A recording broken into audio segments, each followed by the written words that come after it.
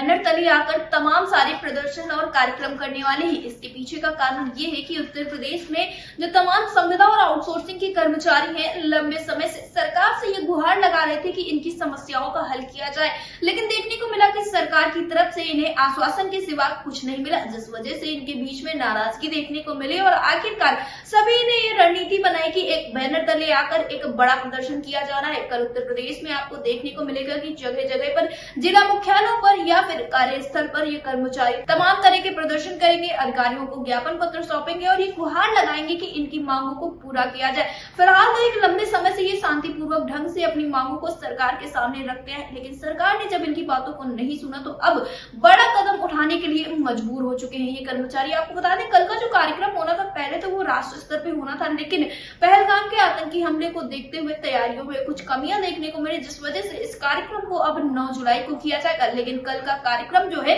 वो 20 मई को, यानी कि पूरे उत्तर प्रदेश में कर्मचारी तमाम तरह के कार्यक्रम करने वाले। उसमें आशा वर्कर शामिल होंगी, आंगनबाड़ी कार्यकर्त्रियां शामिल होंगी, मिड डे मील वर्कर शामिल होंगे और इसी तरह के तमाम स्कीम वर्कर शामिल होंगे। इसी के साथ उत्तर प्रदेश के ही सफाई कर्मचारी भी शामिल होने वाले हैं। आपको बता दें कि प्रयागराज में जब महाकुंभ का आयोजन हुआ था तो उस दौरान मुख्यमंत्री योगी आदित्यनाथ के द्वारा कहा गया था कि इस कार्य के लिए उन्हें अतिरिक्त मानदेय दिया जाएगा, लेकिन इतना लंबा वक्त बीत चुका, अभी तक इनके मानदेय का भुगतान भी नहीं किया गया और मानदेय भुगतान के लिए भी इन कर्मचारियों ने तमाम बार प्रदर्शन किया, लेकिन सरकार ने इनकी बातों को नहीं सुना। फिलहाल बता दें आपको कि कल का कार्यक्रम काफी जोरदार होने वाला है। जो कर्मचारी है उनके बीच में काफी ज्यादा रोष और जोश दोनों देखने को मिल रहा है और उनका यही कहना है कि कल के कार्यक्रम को सफल बनाने के लिए वो हर एक संभव प्रयास करेंगे और कल के बाद 9 जुलाई के कार्यक्रम को लेकर तैयारियां तेज कर दी जाएंगी। फिलहाल कल के कार्यक्रम को लेकर ज्यादा जानकारी देते हुए सफाई मजदूर एकता मंच के अध्यक्ष बलराम पटेल ने क्या कुछ कहा, आप भी सुनिए। बलराम जी, आपका हमारे चैनल अटल टीवी पे बहुत बहुत स्वागत है। जी मैडम, नमस्कार।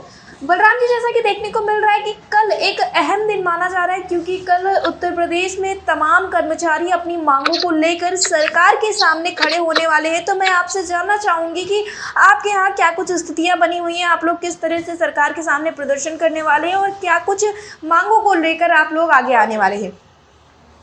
जी बिल्कुल मैडम, हम लोग कल के प्रदर्शन के लिए, हालांकि केंद्रीय ट्रेड यूनियन जो है कल के हड़ताल का आह्वान किया था, लेकिन जो पहलगाम में जो हमला हुआ था उसके कारण हड़ताल को जो है कैंसिल करके केवल धरना प्रदर्शन और विरोध दर्ज किया जाएगा। इस संबंध में नगर निगम प्रयागराज में सफाई मजदूर एकता मंच द्वारा दोपहर 11 बजे, सुबह 11 बजे से 1 बजे तक धरना प्रदर्शन होगा। उसके बाद हम लोग पत्थर गिरजाघर धरना स्थल पे भी वहाँ जाके प्रदर्शन करेंगे जी। और 11 से 12 के बीच में नगर आयुक्त महोदय को और 1 बजे जिलाधिकारी को ज्ञापन देंगे, मुख्यमंत्री को प्रेषित होगा ज्ञापन। जी बलराम जी, आपको अवगत होगा संगठन के द्वारा भी बताया गया कि जो कल कार्यक्रम होने वाला था राष्ट्र स्तर का, वो अब 9 जुलाई को कार्यक्रम किया जाएगा और उसको लेकर कल की रूपरेखा के हिसाब से तय किया जा सकता है कि किस तरह का कार्यक्रम होगा। तो मैं जानना चाहूंगी आपके जो कर्मचारी सहकर्मी साथी हैं उनका क्या कुछ मानना है कल के कार्यक्रम को लेके।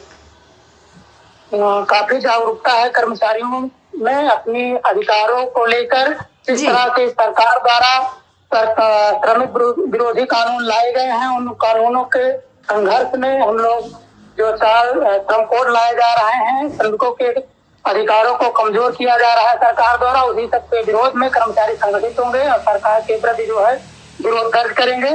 इसकी पूरी तैयारी है। कल हम लोग 11 बजे नगर निगम पहुंचेंगे, उसके बाद नगर आयुक्त महोदय को ज्ञापन देने के बाद पत्थर गिरजाघर पूछ करेंगे।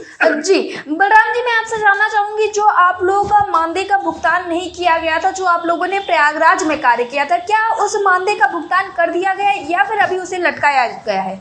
जी बिल्कुल मैडम, माननीय मुख्यमंत्री योगी आदित्यनाथ जी द्वारा महाकुंभ के समापन पर 10,000 रुपए अतिरिक्त बोनस के तौर में समस्त सफाई कर्मचारियों को जो सफाई में लगे थे उनको देने की घोषणा की गई थी, परंतु कर्मचारियों के साथ लगातार अनदेखा किया जा रहा है। उसी समय घोषणा में पुलिस प्रशासन को जो घोषणाएं की गई थी उनके द्वारा भुगतान किया गया है पुलिस को, प्रशासन को, सफाई कर्मचारियों को अभी तक उस भुगतान से वंचित रखा गया है। इसकी बात कई बार हमने शासन तक पहुँचाई है, लेकिन इस पर कोई जो है कार्रवाई नहीं की गई। जी बलराम जी, क्या मेला में जो कर्मचारी ठेके पर रखे गए थे उनका भी भुगतान अभी लंबित है।